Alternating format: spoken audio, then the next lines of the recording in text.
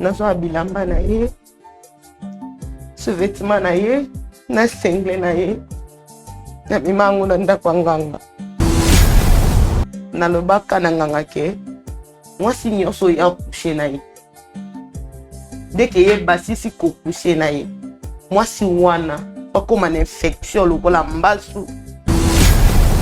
Biso soto kuti esamino kuzina ngaze kopola. Nzambe ebe ngoko nini to akuka te. Do papa makambo ya lobi ya makambo ngana salaki. Eza makambo ngana salaki. Zabolo mutu azoluka yeke afongola porte pour monde des ténèbres et travailler jusqu'au bien na kati ya vie. Parce que s'il avait les fruits de l'esprit kati na ye akokai pe koyeba ki awa izosenga funa cha tempérance na benda mobali nanga. Parce que mon toit recevoir Christ malgré nervosité, malgré kanda, ça n'a jamais na art. Comment ça fait-il? Si qu'on a pas ya maman na biso avandi na point oyo to bengi vengeance. Yo kenda l'église mais moyi banda ko ezara bisa. Oyi ben on lengeni. Ozaki na contact ndengeni. Mais or, il n'a pas encore créé une relation to alliance moko intime yé nanzam. Ne rendez à personne le mal pour le mal. Ozongi c'est la muningate mabe pona mabe oya saledi. Oh mon Dieu, ma femme me dit il n'y a plus rien comme provision à la maison. Que dois-je faire? Avec ces grands embouteillages, partout il y a des eaux de marin. Bon sang. Petit frère, tu es là? Tu connais mon souci, non? Oui, mon grand frère, vous ne connaissez pas. Chez Bissou Wendy, un grand marché qui vous rapproche. Composez le plus 243 82 01 22 226. Désormais, achetez de maintenant chez nous avec toute facilité et fiabilité. Commandez et vous serez servi dans les minutes qui suivent.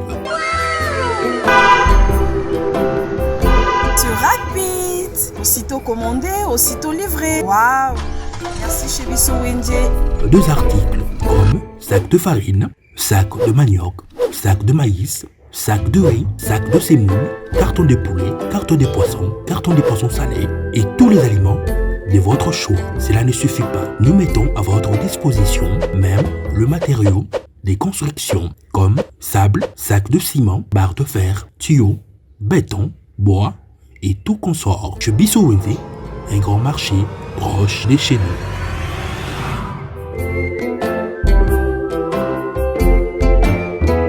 Shalom bana ya France mobimba na zona esengo mingi ya koyebisa bino ete na kozala na bino na kati ya mboka ya France à partir le 23 décembre ti le 2 janvier na koyamba batu moko na moko bakobanda koya individuellement et kozala soki boye na famille et kozala kaka famille na bino na koyamba soko ye mutu moko et kozala kaka yene na koyamba bino poto kota na profondeur ya prophétie to kota na profondeur ya problème na yo po nzambe asala po problème na yo elongwa 2025 ezali pembeni il faut bokota bozala décharger kaka ndenge bible ezokoloba na biso ete bamikumba na bino nyonso tu boya nango epa na nzambe ye a décharger bino bokozala décharger bana ba autiste bayaki ala babikaki bato ba limitation bayaki babikaki bato ya ba blocage babikaki bato ba maladi oyo esilaka te babikaki ba délivrance yango ekozala na salle te ekozala pe na public te ekozala pe na foule te na koyamba moto moko na moko na moko bobenga po batie bakombo na bino na liste ya badelivrance nazozela bino na moto. Ngai mama Lutumba nakendaki na prière ya papa Moïse ayaki awa nakendaki kuna na mwana nanga azaki banda inane azaki koloba te tindenga kokisi 23 ans er tokendaki kuna papa abondelaki pona ye na moni akomi koyoka pe koloba yango na kumisi nzambe ya Ozana. Shalom shalom peuple de Dieu bana ya Ozana nazana esengo vraiment mingi ya koyebisa bino ete nazalaki na dépression etungisi vie na ngai mobimba pe musala na bandaki kozwa te naluki badelivrance epai ya bapaster ebele me bakokaki kodelivre ngai te. Alors ntango nakutani na papa Moïse kaka na priere moko échanger makambo na ngai nyonso, depression elongwe, nazwi musala makambo na ngai nyonso efungwami. Alors nakumisi nzambe ya ozana mpona oyo asali na bomoi na ngai. ekozala na Paris à partir ya le 23 décembre jusqu'à le 2 janvier. Moto na moto akoya na air na ye ekozala en privé. Bobenga bopesa bakombo po batia bido na liste ya délivrance nazozela bido na kombo na Yesu. Chez Bissou Télévision, chaîne Oyo Kokani na yo. Nous savons du reste que toutes choses courront au bien de ceux qui aiment Dieu, de ceux qui sont appelés selon des sons de Dieu. Mbote. Merci na confiance, pe na fidélité au message de Pesa Bisso, la chaîne Oizara chez Bissou Télévision, la meilleure de chez. Merci vraiment à notre sponsor Oizalaka Jésus-Christ de Nazareth, parce qu'il est le sponsor numéro 1 de chez Bissou Télévision. Lorsque tout le monde aura toujours chez Bissou, il aura toujours les colos, grâce à Jésus-Christ. Merci aussi à l'équipe technique de chez Bissou Télévision.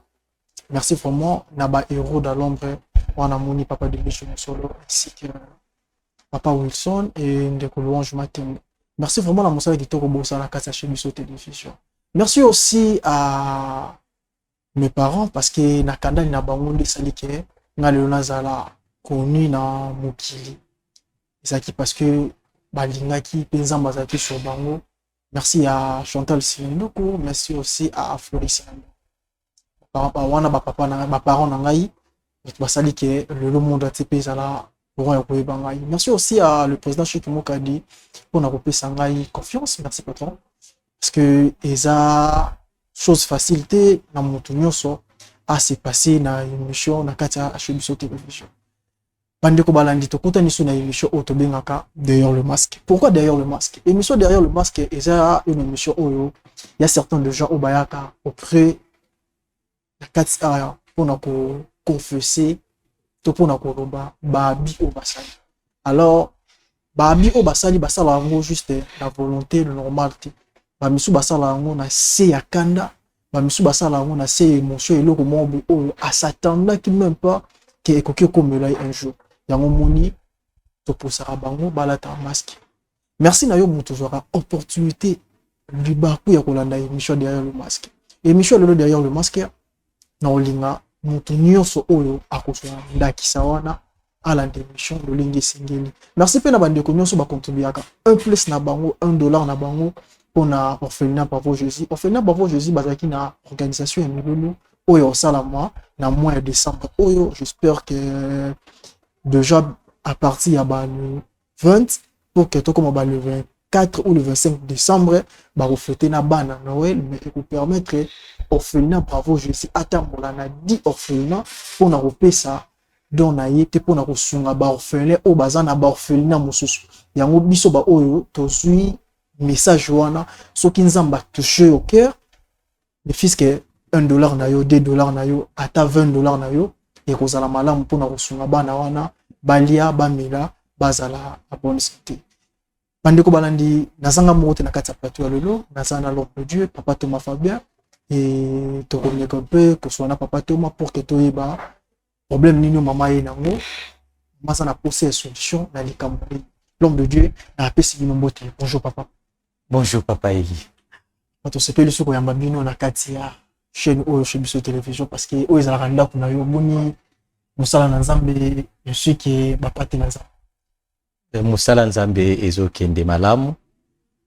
Petit à petit, tozo acheminé vers fin de l'année. Pape na sepeli ndenge oyambinga pe na kati ya plateau oyo kolobela de la part de Dieu à travers ba problème to ba dossier o bandeko bazo kutana nango. En tout cas, eza isengo mingi kozala na kati ya musala oyo. Merci beaucoup l'homme de Dieu. Maman to pesi mbote, mbote maman. Mbote papa journaliste. Merci beaucoup maman.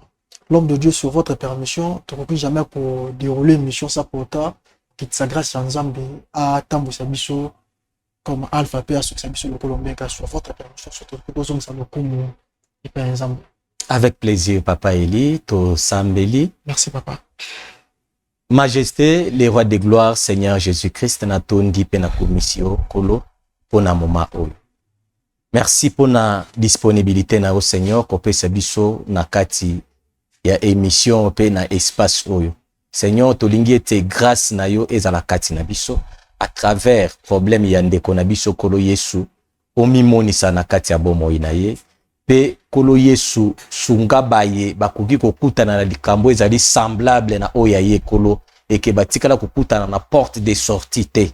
Seigneur, lokolo ilobi ke ozali nzela solo pe bomoi ozala pe faveur pona moko na moko oyo akolanda émission oyo na moment oyo. Seigneur, natiki équipe technique na maboko na yo pe nyonso eko se dérouler awa kolo obanda na biso lokola alpha pe o encheminer na biso lokola omega o encheminer na biso lokola Emmanuel pe koma na biso na suka lokola omega na bonde libongo na kombo na Yesu Kristo de tolobi. Amen. Amen. Amen. Mama. Problème nini oyo ememi na kati ya isika oyo pour que toyeba pe ko sunga bino. Papa bolimbisi. Yesu nzambe pesa makasi nzambe. So na yepa bino papa. O na yeba ete o na osala eko baluki na nga moko. Naza femme mariée, mère de 4 enfants. Mobali na nga Yesu pesa moko. Mobali na ngai mille fois bandoke musala nakozonga na ye namonaka mobali na ngai na ba rouge à lèvres na ba chemise même si na ba préservatif mille fois so na meke otuna ye ekomaka bitumba ekomake moboya beti yo bengano mpe na ndako na jiseki bon nasela kibomwasi na nga boko tuna sur quoi nazo bilamba na ye ce vêtement na ye na sengle na ye na mimango na ndako nganga ndina mima na ndako nganga bongo nalobaka na nganga ke mwasi nyonso ya coucher na ye dès que ye basisi ko coucher na ye mwasi wana okoma na infection lokola mbasu sexe ne beba nyonso ya ye beba nasala fi mwana na zonga na ngai Nzambe Yesu Samalola Yesu Nzambe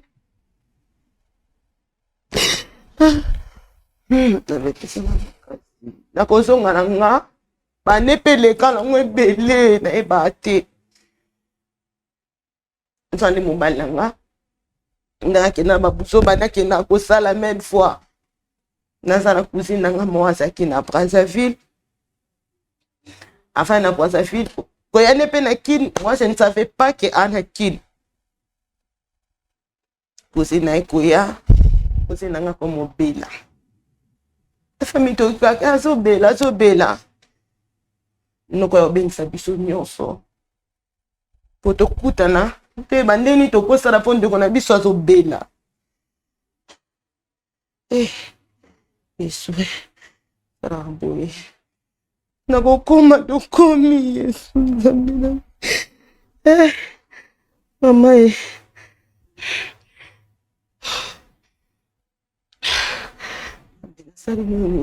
Salini na mabeli botanga Nzambe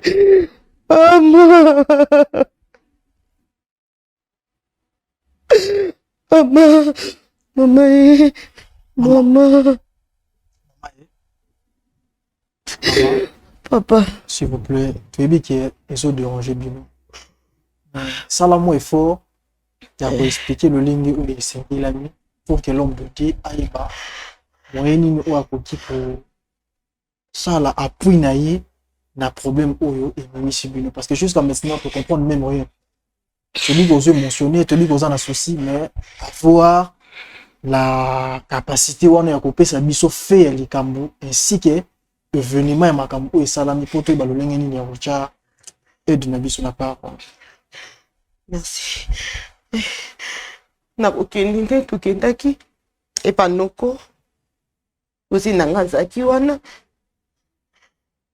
biso so tokoti esamino kuzi nanga aza ekopola aza ekopola no maladi wana nayebi te nabengango nkombo nini nzambe nabengango nkombo nini to akoka te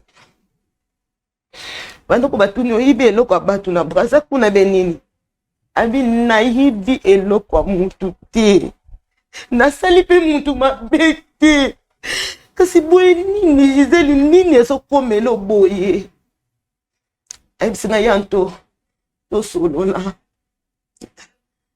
nini yebisanga toza basi enoko aza te tosola biso mibale nayeba eloko nini esala boye yanto anto bandebisanga avivra na mwa mobali moko boye ana Kinshasa mwana mobali wana mwasi na ye nzambe mama Yesu sabalola mama befame kulinganga befame kuyinanga sabalola papa Antoninga azopesa nga explication mwana mobali wana bavivra na ye azopesa explication mwasi na ndako alobela ye ke nabebisa nzoto nabebisa mpe mwasi oyo yobima na nzoto donc papa makambo ye alobi ya makambo nga nasalaki eza makambo nga nasalaki papa nakoyoka explication za mandola Yesu mpona mama na ngai nakoyoka explication nakepa nganga kelongola te mabe wana ezala nzoto ndeko nanga mpo azosufrir nganga aza nete papa ngabi avoyage ça fait 1 mois yazalaka na ndako wana lisusu te papa yango nayepa na bino osala nzambe pardon papa Pardon mama ekolanga azosufrir ezabalola tellement toza solution tellement ame koloba nanga nini nzambe Yesu ngai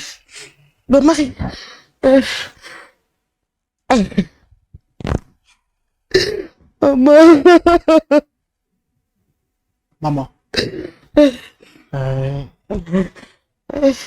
soki ndeko na osubir so wana eza bino moko nde moto boza biso te nga moko papa koza makambo wana ngai nde mutu naluka po papa na banda onyokama na ndako ya libala nayebaki mpe te ke oyo naosala ekozongelanga moko nzambe nayebaki te papa nzambe alola olo ça fait déjà combien de temps depuis oyo okendaka pa motu wana mpona omema bilamba ya mobali na yo papa esali 6 mois 6 mois esali 6 mois alors na kati ya couple na yo so boti bana kati ndeko no utu esa biso koze na yo atikala komona mobali no te ayebi te papa ye aza na brasa nga aza na Kinshasa ndenga na bala atikala omona mpe mbali nanga te efike ye kuna kota azaki naza mpe na nimero ne te talaka Kinshasa nde biso so tolukaka oyo ekomelanga na nzela nanga eyebika ngai o mpe komela ye na nzela ne eyebika ye papa na bafamille nde tokutana mona matanga mona problème nzambe alola Yesu maman émotionné na yebi te c'est déjà boye même famille na bango de baotala pour émission etala donc reconnaître que c'est la dame la question moto aussi art on n'est pas ndeko na yebi te. Merci papa Edi. On a maloba ndenge opesinga kolanda histoire ya mama c'est normal akozala émotionné parce que nzela oyo mikotisi eza nzela oyo epesaka nzambe lokumu liloba nzambe ezoyebisanga ke notre Dieu est un Dieu jaloux alingaka kopartage gloire na ye na moto te. D'accord. Na sens nini na likambo ekomeli mama d'après mama akanisaki ke meilleure façon ya koprotéger libala na ye to kopinir bandeko il faut aller na nzela nganga. Or nganga aza adepte ya diable. Kozala adepte ya diable, c'est-à-dire azana nganga azana eloko ya sika o ako créer te mais ako zwakaka o déjà nzambe asi a créer a transformer en pour na kosala mabe na bana o bazali ya nzambe. Je crois na kangi moi ba point ebele na makambo mama lobi. Mama je crois a tant a suspecté mobali nae a monique mobali a commis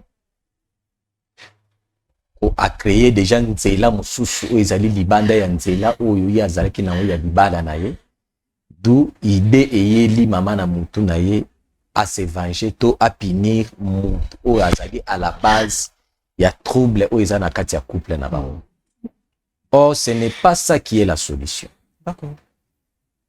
Nzoka ti abandai déjà komona ba rouge à lèvres, komona ba préservatif ndenge lobi ngai po nanga na koloba ke ezaki déjà ba signaux forts ou ebandai déjà kobundisa libala na mais ayebaki te. C'est parce que libala ezaki déjà cible ya monde des ténèbres pour abebisa yango. Mais ezosenga ye des fois faut la porte. Or les condoms, les rouges à lèvres, ça ne voulait que dire que mama lamuka kozala distraite te na kati ya libala po mutu ya misato a commis déjà peine. D'accord. Ton mutu ya misato a commis peine. Or ezaki nde zabolo mutu azoluka ye ke afongola porte po monde des ténèbres travailler siko bien na kati ya vie. Siko na minito tokoloba à moitié déjà za na makila ya mutu na maboko parce que ça il déjà mal. C'est ce qui est à la base, il y a que ceux qui mutu azangi les fruits de l'esprit katina. Base nango yango. Parce que s'il avait les fruits de l'esprit katina akokai pe koyeba ki awa izosenga funa cha tempérance na benda mobali nanga na solisa ye normal ayebisanga nini o nga na salaka na ye te po adima libana. Je crois des fois tant tozo conseiller ka ba couple il faut dialogue ezalaka na couple mais c'est comme si il y a beaucoup de couples ba comprendre rater quel genre il y a dialogue autolobelaka. Parce que les dialogues ce ne veut seulement pas kolobaka que il faut tout le temps de questionner papa poani osali boye il faut to solo la kasoli kambo eza non. Des fois balobaka ndenge Philippe zota di biso que tozala na ba fruit ya humilité lokola Yesu ye moko azalaki. Or na kati ya fruit ya humilité ezake papa ili okoza na faute mo boye oyo sali vis-à-vis nanga ngana ebiki nazana na raison nanga. Mais meilleure façon ya que na faire voir ya raison ça ne veut pas seulement kolobake il faut nebise que papa ili oza na faute non. Nga moko il faut na mikitisa papa ili na comprendre que ngai okay. Nde mutu na sali yo mabe. Eloko ni toko sala pour na réparer mabe o na sali. Mais or en réalité ezande yo mutu na faute. Donc c'est une façon juste ya ko simba ka mutema ya mutu. Lokola homme de nature abotami na orgueil moko boy de naissance. C'est pour cela omoni basenga ka beaucoup plus na mutu oyo azali mwana ya Nzambe. Il faut azala toujours na fruit ya humilité katina ye. Parce que c'est à travers yangonde au moins la Bible les expliquait bien que l'humilité ezali koluka au mona moninga ki aza supérieur na yo. Oza na raison to zala na tort. Or ceux qui yango ezali nde okobimisa makambo mutu abombi na kati ya mutema. Siko na part ya mama na biso avandi na point oyo to bengi vengeance alingaka apinir mobali na ye, c'est pour cela azo se venger na baye nyonso bako approchaka pembeni ya mobali na ye. Ça l'aura bras de fer na mobali. Oui. Or côté akei nde ezali côté oyo les cérémonies déjà ezo salemaka ye fois yaka kwa aboutir na kati ya voûte oyo tosali po aya koteka mobali na ye, po aya koteka makila na ye. Donc en rien d'autre ezali ndeka makila ya famille na bango moko tala côté akepini lui a se venger contre soi-disant entre guillemets nazo soutenir yango te basi oyo bazolandaka mibali ya bato ya mabala na soutenir yango te, mais nous martelons sur les points où il y a acte nyonso tozo posé, quelles sont les réactions et où takana acte tozo, parce qu'à chaque fois tant aux opposés pas na mabele ou ezali bien te mutu amemeka kana lokolo azo meka pona koyeba est-ce que mabele ou eza makasi to eza pete. Oui. Donc avant de poser acte, c'est de la même manière que moi na nyonso o abengami mwana nzambe, c'est normal parce que ça se voit clairement que maman na biso so tunie que ayebi nzambe ko biso que ayebi nzambe. Mais or il n'a pas encore créé une relation to alliance moko intime ye na nzambe. C'est clair. Ce n'est pas pour tout question que tu as retourné papa Eli. Parce que effet déjà il y a kolongwa nanzela lumière kokene nanzela ténèbres, ça prouve clairement que le Jésus au biso to prêchaka batu ke mutu fati ke la nzambe motema na ye, il n'a pas eu sa place na kati ya vie ya papa. C'est pour cela il y a manque, il y a fruit de l'esprit. Parce que le fruit de l'esprit nde komona ke ya liboso bazotanga ke nous avons au babengi l'amour. L'amour cela veut dire que ezakara effet ya kolinga osala muninga mabete, parce que c'est parmi omoni Bible nyonso na ba loi nyonso ndenge maître na biso Jésus Christ a défini ça yango moni a définir en déjà que Bible ezali kaka linga nzambe no na motema mobimba pe na âme no mobimba pe ya mibale ezali kosala muninga mabete oyo lingi basala te. D'accord. Donc résumé mobimba ya Bible nyonso ya mwa eza résumé na makambo ya mibale. Sikoyo ce qui est moko comprendre nani loba nzambe te, c'est normal il faut ça la makambo parce que le Dieu n'a pas encore mis ses racines na kati ya vie. C'est pour cela je crois faut attendre les versets bibliques moko. Je crois ça dans Romains chapitre 12 Romains chapitre 12, je crois qu'on a 17e verset. Na tangi na kombo na Yesu Christo. Amen. Apôtre Paul a le Bible. Ne rendez à personne le mal pour le mal. Ozongi c'est la muningate mabe pona mabe oya saleli. Apôtre Paul a continué le Bible. Cherchez ce qui est bien devant tous les hommes. Abi kasi luka o ezali bolamu pona moto nyonso. Pana apôtre Paul mutasoloba. Je crois papa Eli au continuer sauter 18 tangaka à 19. Bon, tangapé 18 c'est mieux. Donc continuer ça bien. 18 tanga 18. Oui. Verset 18. Si possible, autant que cela dépendant de vous. Dépend de vous, soyez en paix avec tous les hommes. Alubi boy. Soki ezali na makoki na yo. Abi soki ezali na makoki o epesameli na yo. Abi luka ozala na kimia na moto nyonso. Quel que soit mabe asali yo. Quel que soit yibi yo mobali. Maga yiba ko mobali abimaka me suka mobali zonga na ndako. Mebi ke mama moko azotala ngabi papa yo ebi paso esala kate ngoni mobali abi makanga susu. Il y a des certains points où ils sont vraiment difficiles au moment. Il y a des points où ils difficiles ndenge lobi eza bien papa Eli. Je crois tanga verset 19 neza réponse ya eloko lobi. Verset 19 neza réponse ya eloko. Ne vous vengez point vous-même. Abi to se venger te. bien aimé. Mais laissez agir la colère, car il est écrit, à moi la vengeance, à moi la rétribution. Merci dit beaucoup. le Seigneur. Alobi, ti kakanda na yo eleka. Parce que vengeance ezali ya nzambe, nzambe nde azali mofuti.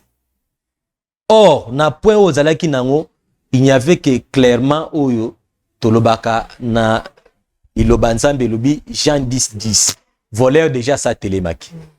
Azolinga ayiba. Égorgé. Azolinga aboma. Mais siko na moyena nini ezosenga yo nde mutu fo fungole les portes. Porte nde ya ngwana matambe no ekonyata na bisika o ezopesa nzambe lokumu te. Yango ozomona makambo siko na moment o neti Romain ndenge ezoloba vengeance eza ya nzambe, nzambe nde mufuti malamu. Akufuta o nini na point oyo. Papa nzambe anibisa ngai. Nayebaki te ke kokomela nga boye. Ai oyebaki te nakoloba ngo boye oyebaki te te. Problème ezali ke okuka ko maîtriser ba émotion na ote. Yesu. Neti soki yo moko raisonner penza malamu. Qu'est-ce qui pouvait être à la base ya obimi ya mobali no libatata? Papa. Ceux qui ont raisonné malamu. Papa, même si nga mona tuna plusieurs fois. Obima libanda po ani po parce que na kokisa nyonso moi ça c'est nga moi ça.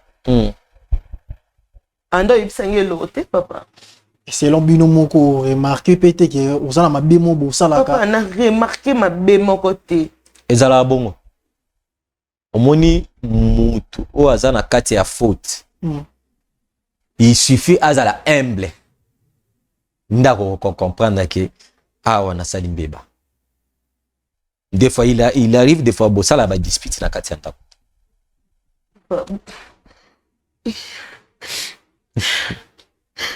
Là c'est problème eza yango. Tant qu'il y a des disputes na kati ya ndako, c'est-à-dire des fois l'homme il se sent pépélé liboso ya mwasi. Il n'arrive pas à appliquer son autorité likolo ya mwasi. C'est pour cela des fois l'homme pona kozala mopesi kimia akolobane mabe wana. Mais or yango pe eza à la base ya makambo nyonso. Si l'homme était capable ya kozwa autorité na kibomo ya mobali ya ki chef ya foyer et ka yebisi mwasi na ye o ezali ba mbeba baninga bakoma na wana te. C'est par là nde o ezosala globalité ya auto bengi les dialogues na kati ya couple. Parce que yango ça nourrit les sentiments, ça nourrit aussi la relation na kati. Parce que en partageant, parce que les dialogues beaucoup plus tout il se base beaucoup plus kaka na makambo ezosala mutu bolamu. Mais or okokipe ko pointer pe place mabe moko boye za la kana muninga na yo. Mais au trouver manière moko boye ya malamu ya koyebisa eke webi na linga ko mingi. Mais il y a quelque chose de fois na remarque ka epa na yo. Et ça la nga bien. Ce que vous avez posé ya esengo na nga na posé ya kimia na nga. Luka au moins obongisa ka iloko wana tozala ka bien. Topesa mungu na nzela te. Mon sens il y a dialogue. Donc on cause pas qu'au débattre mais on cause. Mais des fois beaucoup plus ba dialogue ebele et aboutisaka na kuswana. Na kosuka boye na koyebisa mama boye. Opesa na nzambe espace na kati ya vie na ote. C'est pour cela même na couple. Ezana makambo ebele ekosale. Yango monike yo zibila ya mobali no oketi kango na temple soit disant pour battre le libala. Mais nzoka nde o livrer sous mobali. O yebi ba transmission ya milimo boni et salimi à travers bilambawa. Parce que diable comme étant le père et un mensonge, yebaki akotikala ko pesa we sengote. Oyo vivre les juste quand na calendrier ya bonzambe ndinga traça yango a copier coller kaka. Asa déjà loko a booster yango mais il n'a rien créé na o ezalaki ba promesse Nicolas Libala. Jean chapitre 14 elobi boye maître na biso Yesu alobi je suis le chemin, la vérité, la vie. Nul ne peut passer par le Père sans passer par moi, le Fils. Pesa Yesu. Motema na yo. Tubela renoncer au nyonso eza osali wana. Parce que ta sœur yo benge kutu cuisine pour o élargir yango mais ko landa hiérarchie ya famille aza sœur non. Aza makila na yo. Papa. Ce qui totali na descendance ya barrière arrière grand-parents mona kazo déteine ADN à peu près identique na ya yo. Parce que boza l'ancêtre bon. C'est de la même manière le kola au sedaki et pas diable le cas se repentir. Tout le cas délivrance pour ndeko na yo o sauver libala na yo. Parce que ton homme n'engeza wana yo monika ka sert na yo mais il y a aussi ton homme o tiki déjà kuna na kati ya temple wa. Et faire comme bilamba et représentaka mutu mobimba. Jusqu'au depuis au tika bilamba wana. Le bali a changé de comportement, toi ça a toujours un comportement bizarre. Papa kutu Yesu makasi. Donc eloko change pas na eza nango te. Eloko change pas na eza te ebakisami lisusu kutu. Kena ebande kosali. C'est pour te dire que côté Okendaki, il n'y avait pas la solution, mais il n'y avait que des problèmes, Nicolas ba problème. Yesu ndaza fongola ya kimia, Yesu ndaza fongola ya réussite, ya libala, ya vie. Tout ça, nous t'avons détenu en Oisa, Jésus Christ. Maman, Papa. Omoni, quand yamba bino ne boya pas na biso, tu es avouer que bosa na ba problème. Alors, tout ça le fait il y a sa solution, na part na biso. Mais tout ça on a marqué na biso parce que même dit ça on a papa to manangai, son zamba disposer qui journal le loté, to linga to mona ngoja. To ko bano lobi to kende pas na bino mais lobi to la to la monki pete. C'est pour cela on va bien la Bible, si Dieu le veut pour ça mais nzamba sala ngolo na ye après ça papa to ma. Bande ko ba ko vate parce que le lengo tche matambe na yo awa. Zamba zo contrôle. Azam maître étant ça montre que ayebi nyonso. Yemo ko azam mieux placé, il va prendre charge na yo. Yo ko lingo so charge en zambete. Parce que yo ka bino na ko mon papa Tomazolo ba ça montre que pas na bino moko au recevoir non Christ comme Seigneur peut s'offrir. La carte sa vie na yo moko. Parce que mon toi recevoir Christ malgré nérosité, malgré kana, au corps ça jamais na art. Comment ça fait si yo ke na église mais boyi banda ko ezara bizarre. Oui, ben on le lingini. On s'agit na contact avec lingini. Parce que on est capable. Il y a oui bis ensemble. Bible le Bible. La mort et la vie sont au pouvoir de la langue. Yo moko na monoko na ko bani. On s'agit peut capable de sakola rapport na mobile na yo. Et c'est pour ça que nga zongela yo. So so déjà bino mo bozo reconnaître na ba faute na oté et pas mobile na yo. Ata to bani lo bano nyonso. Et ça la difficilement. O y a un problème. Comme ici message papa Thomas pas recevoir bino et ngala ozo ma papa Thomas na habité il y a de famille au aye bon sota là même mobile na yango même bana na habité so famille ezala sko ndengeni na moment où maloba na onde ko pesa biso et ko garantir biso ya comprendre la famille et c'est que na mobile bon nakoloba boye papa Eli. S'il arrivait que la famille de Konabiso va reconnaître ye, nakoloba na maman boy. Ye aza comme panneau de signalisation ya famille na bango. D'accord. Na sens nini? Eza na bande kwebele na kati ya libota na bango. Peut-être ba yoka disolo a Yesu. Peut-être ba kenda l'église, mais ils n'ont pas encore créé une alliance moko boye intime nanzam. C'est-à-dire en d'autres termes de tolobaka bazwina no chance ya koyamba Yesu comme mokonzi mobilisite. Il est grand temps. Ce qui ba yoki li solo ya ndeko na bango. Mutu na mutu ami jige bien. Amitala. Est-ce que Yesu a choisi espace na kati ya bina? parce que na Jean Yesu azolo babi je suis le bon berger ba brebis nanga bayokaka mungongo nanga tango na lobaka mungongo o Yesu alobelaka ba brebis na ye o biso tozali eza nini alakisa biso les bons chemins. D'accord. Parce que lui-même il est le chemin. Alakisa biso les bons chemins akoki jamais ko lakisa biso chemin o ezali ya mabe. Donc choix ya mutu ezali par rapport ya dépendance ya divinité eza kati. Donc s'il dépend de la divinité où ils allaient pure, divinité où ils allaient positif, qui est Seigneur Jésus-Christ où ils allaient mettre na biso. Jamais qu'on ait une alliance n'engo lobi koyeba banda kuya mulili. Parce que diable ba motivaka tanyonso ya kosalaka ba campagne pona ko soutirer baye oyo ils sont encore des appelés na kati ya sali. Nan ba komi élite pona sali. Donc les diables a ça la rappel campagne parce que un appelé à zalaka makolomi balé na mabelete. Tato a rosimba watiki, asimbia watiki, c'est à ce moment-là nde diable a zora facilité ya koyiba les appelés.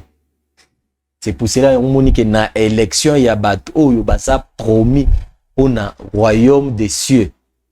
Eza pasi. Il y a des principes où ils ont senga mutu faut abattre la to à respecter yango pour azala makati. C'est de la même manière de konabiso aye na problème eza lokola l'histoire ya man. Donc c'est-à-dire azana nzala ana posa ba multiplier mbisi na lipa alia. Mais yango te mutelobi kisaye. D'accord. Ils ont senga nde il faut à créer l'abondance ngokati na ye pour azala isu na nzala te azala isu na posa ya maïté. Cette même position wana ekosale makaka si azali reconnaissante ya kotika Yesu akamba vinaye. C'est de la même manière que comme m'appelle lumière na katia famille. Merci vraiment l'homme de Dieu. Et maman, ok au l'homme de Dieu lobby. To si sa awa, pe ba le lengeni au l'homme de Dieu. Yo mtozu le bako landa biso. Le moment où se repentir. Parce que le problème est que maman est dans mon awa. Pour que comme pire TP panayo. Sambela, no ya ko yeba banda kuana. Pour que ne go mitika vina yo ainsi que lignée ma génération. Le temps est venu où les vrais adorateurs adoreront le Père en esprit et en vérité. C'est le moment. Sambela nzambela solo. Éviter banda kili pour que mon a bonheur ensemble. On est ici avec Zambé Sika ou Zambé à permission ou notre maman aux solutions. Et Tozo n'a pas essayé pas la biso pour la solution. Maman, je te garantir que solution au monde. D'accord? Merci. L'homme de Dieu, tu banda qui na prière, tu culture na prière, tu es dans le ligne de ok na maman. To sambela ozali alpha Adonai ozali Emmanuel ozali pe Omega Polo Yesu nous voici na shit ya problème to dossier autokutana na wana mukolo lelo Seigneur ce n'est ni par notre force mais ali na grâce na yo pe na bozali samina yo Seigneur ndo au permettre et les kalolenge et l'équiboui. Seigneur, nous te laissons déroulement ya makamunyon sur na maboko na yo et que tout main noire ou yemimaka complication na processus ya délivrance ya mutu kolo Yesu na kati yango. Nzambe ya lola couvrir ngolu na yo likola libota oyo ainsi que mama na biso aye na kati esika oyo aye kokutana na biso batu te Seigneur mais alingi komona intervention na yo bonzambe à travers biso baumbu to basali na yo kolo Yesu intervenir na kanaye ainsi que libota na ye kimia ezala na kati na bango afin que ba produire o ezali royaume ya ba juste ainsi que royaume ya ba ebaza élu pona sali na yo na kombo no Yesu de la bondeli. Amen. Amen. Merci beaucoup l'homme de Dieu.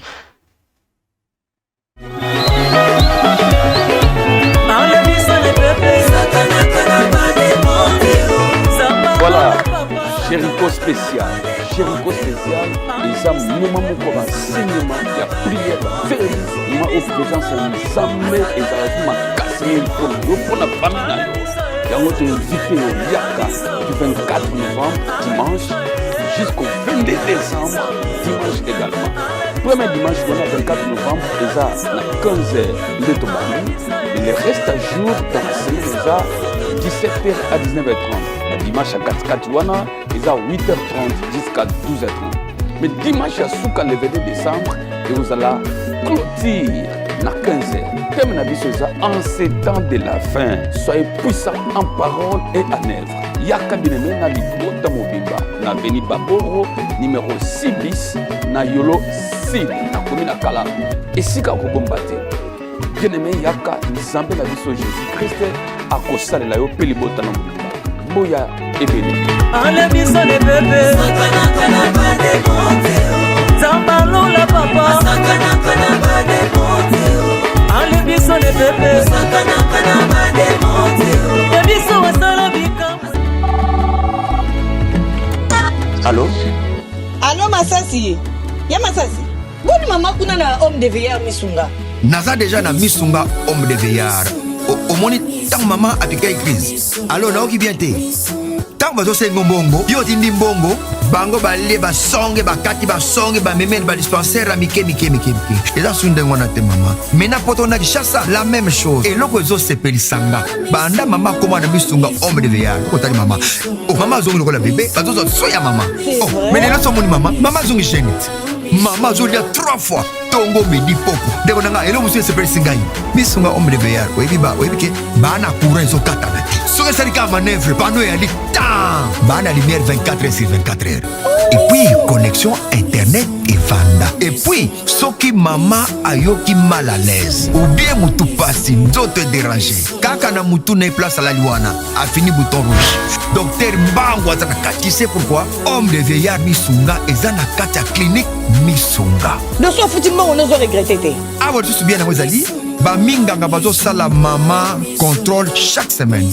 Mais azala kuna Abela te bazo sala examen. En tout cas, ya Masasi emonani penanga na pemi bana mama comme na homme de veillard misunga. Emonani na misu te. Emonani bamboko na finda ya pampa bana. C'est fini tout ça. Boko liango lisusu te. Homme de veillard misunga. Ngana bango rendez-vous quand la fin du mois. Na pemi. Non, tika ya fanda kuna lia tranquille. Apema, ba médecin 24h/24h. A continuer kuna ngana no pesa ka mbongo na fin du mois. Yebisa bango na changer comme on a commis li petit misuna. Babe. Chez Bissou Télévision, chaîne Oyo Kokani na yo.